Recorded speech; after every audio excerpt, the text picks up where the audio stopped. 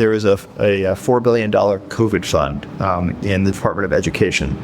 And there was no receipts required, so people could just draw down on it. And when people looked into it, this wasn't us, this was before us, they found that money was being used to rent out Caesar's Palace for parties, rent out stadiums, etc. And so the one change that Doge made with Department of Education is we had the simple requirement that if you draw down money, you must first upload a receipt. That was the only change that was made. You must upload your receipt. And upon doing so, yes, nobody drew down any money anymore. Yes, but we didn't say that we'd check the receipt. You could send a fake receipt. You could send a picture of your dog. Anything. And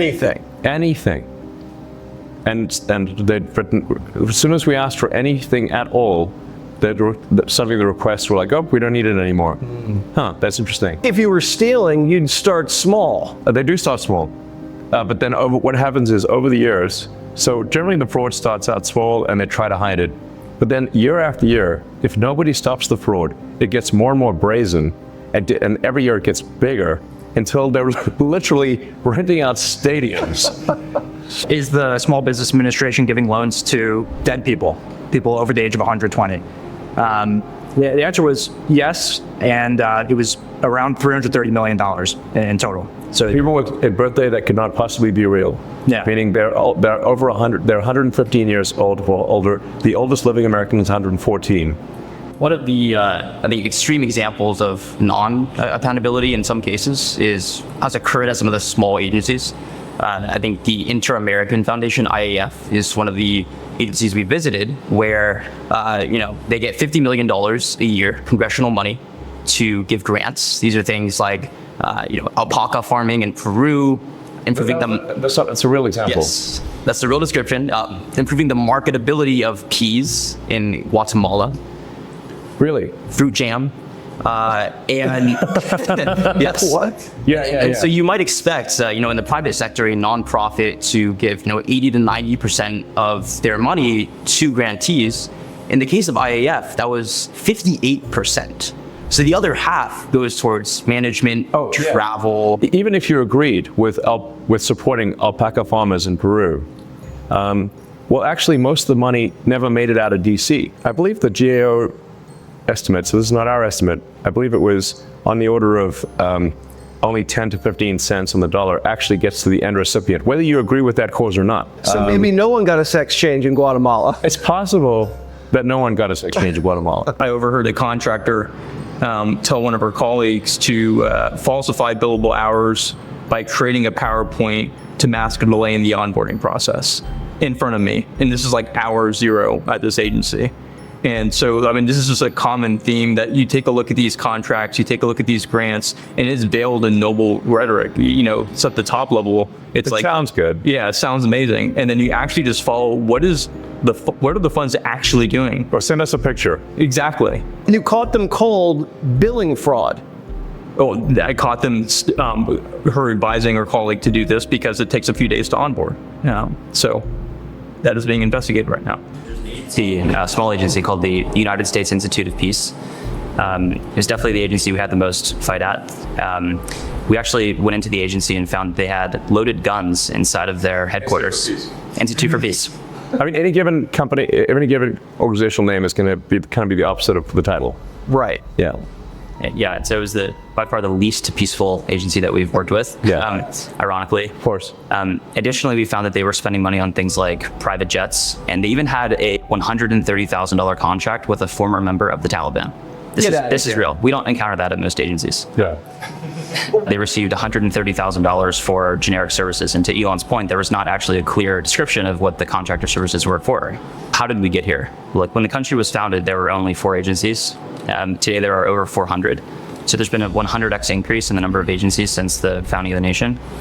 And thanks to President Trump, he's now signed 2 executive orders to start to reduce the number of agencies in the government, and the Institute of Peace was one of them, which is why our team went in to try and understand what was going on.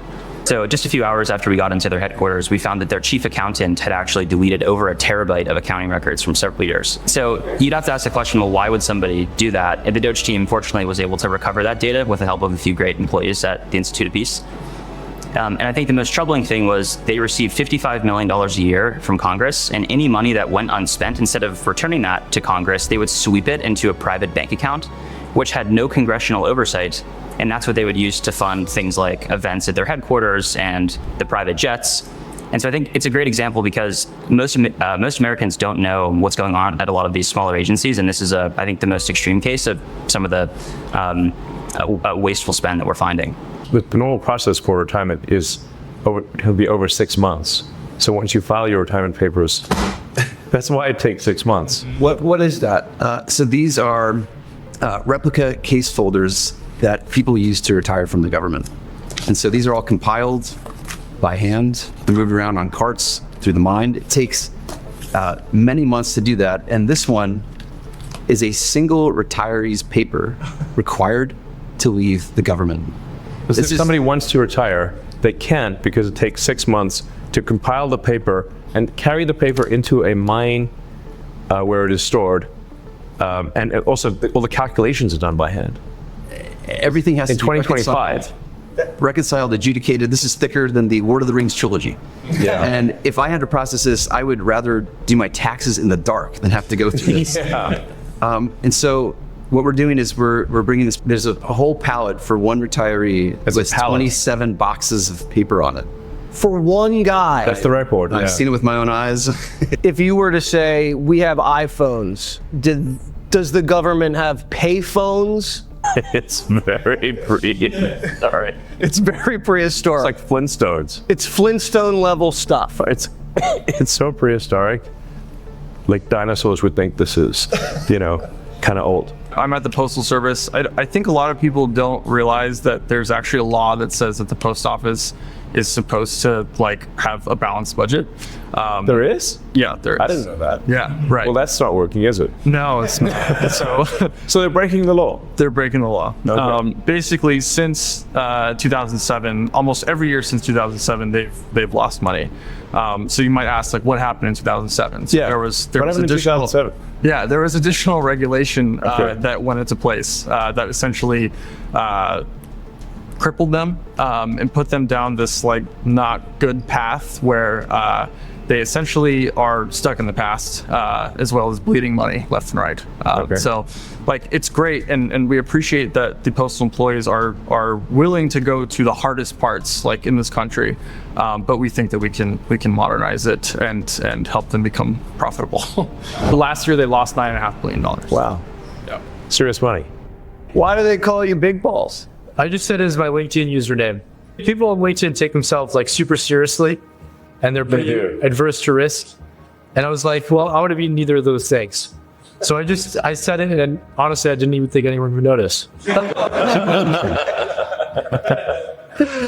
Right now, I'm working on some AMA computer stuff.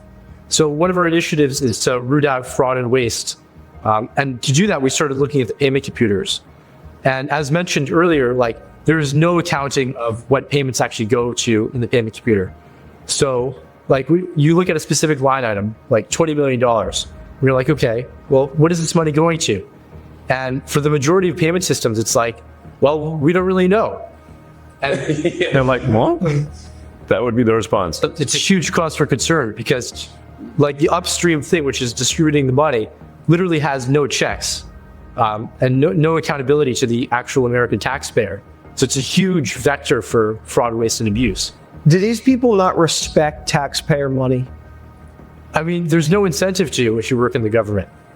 I think the incentives will always decide the outcomes. Yes. Do you guys feel like you're putting yourself at risk by doing this because you're stirring up so much hostility by these people ripping us off? 100%. Well, we don't need to speculate about that. You can see online in the protests that they make that very clear. I've been hanged in effigy many times. And there have been people that have actively advocated at these violent protests for my death. And also advocated for the death of the people at Doge. I spoke to a member of the cabinet today, and I asked him point blank. Was it Elon? Well, I did talk to Elon today, actually. Right, yeah. But I spoke to a member of the cabinet, and I said, "How has the Doge effort gone in your particular?" I'm just curious. And he said something very interesting to me. He said, apart from all, the press focuses on the programs and the grants and all that, and that's sexy. But he said the most interesting thing that these guys have been able to do for us is we inherited a massive backlog of things that the previous administration left us, and we were unable to really deal with it because of IT issues. And he said, these guys showed up over here and they made a huge impact on our IT infrastructure, which then allowed us to clear out a backlog of outstanding issues that we were just having trouble getting. So if this is an IT issue? No, wait a minute. Wait a minute. I mean, so actually, it's our constituent wanted to service. see actual cuts, and now we're going to say No, that. he just said they don't. Which is it? No, I'm saying most Americans actually did He want said to see. he's mad about the cuts. Okay, yeah, I'm talking as Gretchen Carlson. I'm not talking as Dave. Person who has I'm a my own different point of view. individual. She's and allowed to most have Americans that. would Yeah. agree that they want to get rid of fraud and waste. Yes. And now you're saying that the greatest accomplishment of I'm Doge saying it's an was that accomplishment. they've solved IT. And I spoke to another cabinet secretary yesterday who said this has been a quote wonderful accelerant. What? This continues. The Politicians program say continues. whatever they say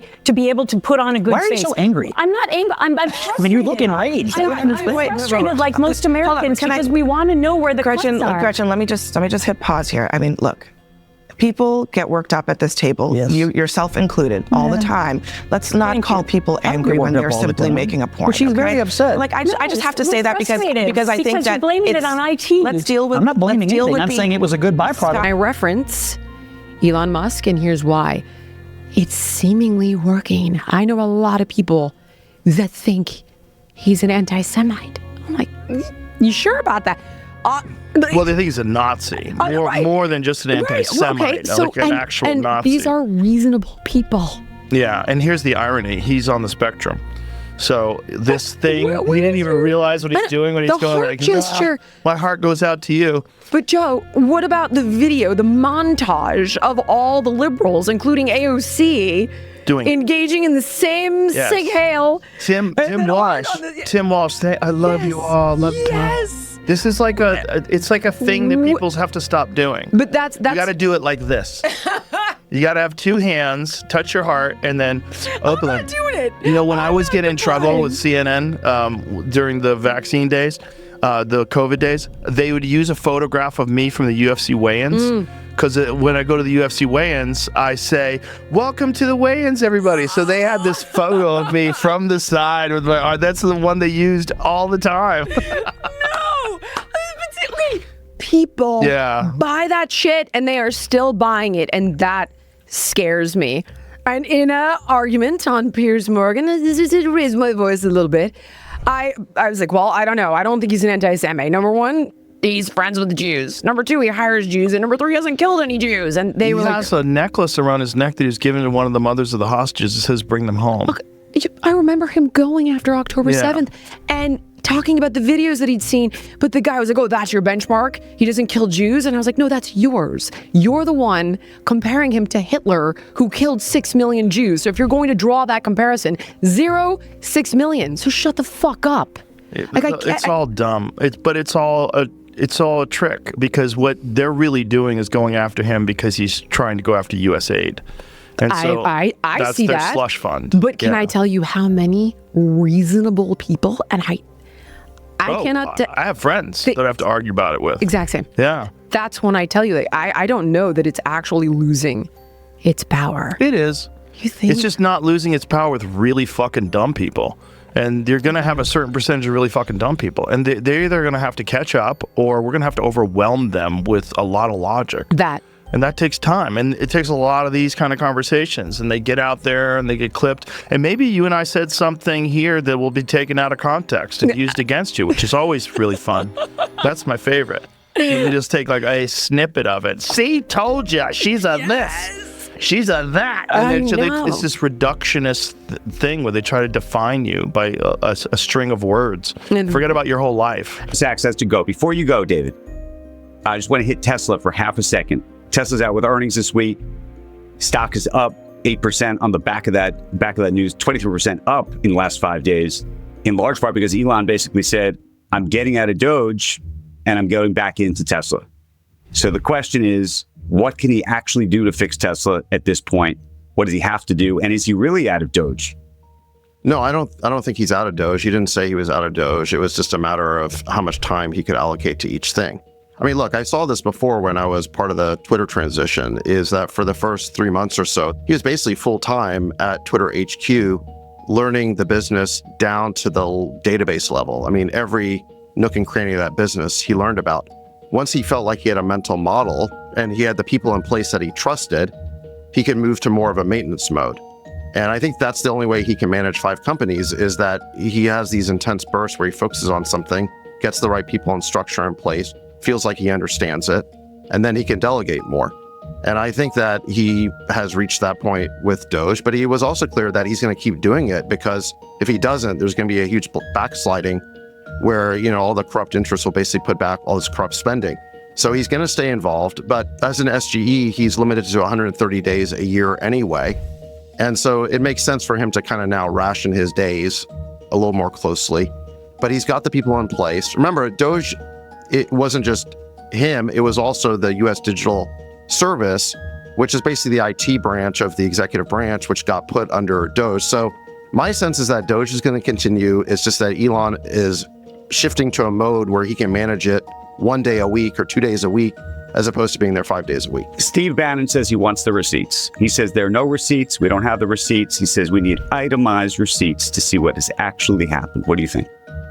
Why wouldn't we want to cut as much of this corruption as possible? I think we have to. Yeah. We have to. The question is, should the public get to see exactly what's been cut and what hasn't? Why wouldn't they? Of course. And what we really need is for Congress to now embrace all of the corruption that Elon has found and eliminate it from the budget. Because at the end of the day, in order to capture the savings here, we do need those appropriations eliminated from the budget. And my biggest concern is not something that Doge is going to do or not. It's not up to Doge to do that. It's up to, frankly, these old bulls in Congress who control the appropriations process. Are they going to basically backslide and just put the spending back in? Because it's easier to just do that, to engage in this log rolling. Or do we take advantage of this, I think, incredible sacrifice that Elon has made? I mean, look, this has cost him enormously. One of the reasons why Tesla is down is because you've had crazy leftists engaging in terrorism, firebombing Tesla dealerships. In any event, he's made this enormous sacrifice in order to expose the corruption. And look at what we've learned. We've basically learned that this whole NGO thing is a giant scam where, you know, the people in government give enormous amounts of money to their friends, probably with the expectation that when they leave government, they're going to be next in line at the trough. And I think Elon's done an enormous service exposing this, but, you know, it's not entirely up to him. In order for us to realize the benefit, we need Congress now to act on that. So and I'm just afraid that's not going to happen. What kind of total number do you think we get? I always say a dollar saved is a dollar made, and we should say amen to that. The question is, what do you think the total number is ultimately going to be? Well, he says they're at 160 billion right now. I think that's, by the way, that's an annual number as far as I understand it. So, you know, what I always hear with spending is they always multiply everything by 10 because they assume it's going to be 10 years. So if it is 160 billion a year, that would be 1.6 trillion over 10 years, probably more, because the spending always grows. And look, that's 160 billion that we weren't planning on saving before Elon got involved in the government. So if that's all it is, that would be great. I think there could be more. And it really comes down to whether Doge continues to be supported by the political process.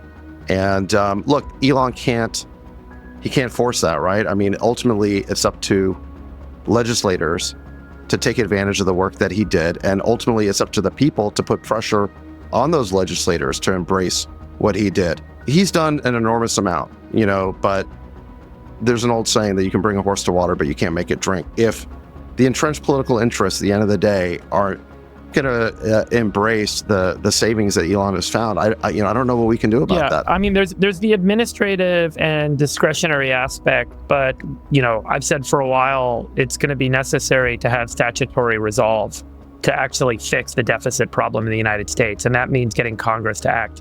And Congress has not shown a willingness to act. And every time I go to DC, I come back more disappointed. I share the stories on this show, and I talk about the fact that there are very few members of Congress that are saying up and saying, at the end of the day, the first thing we need to solve is how do we reduce the deficit?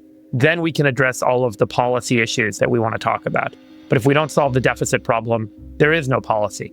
There is nothing we're going to be able to do because the treasury rates are going to spike. There's going to be no capital. There's going to be no funding. We're going to go through a debt-death spiral. So at the end of the day, we really do need Congress to stand up and lead here. It is not on one man's shoulders. There's only so much Elon can do without statutory authority from Congress. And I think that's really important in this budget reconciliation process. And it's really important for the president to also help lead Congress to where we need to go on this. Members of Congress are elected because they get stuff for their constituents. The more they get, the more likely they are to get elected. And next cycle, they got to get their constituents more stuff. So it creates an escalating spiral staircase. It's a problem in how democracy operates.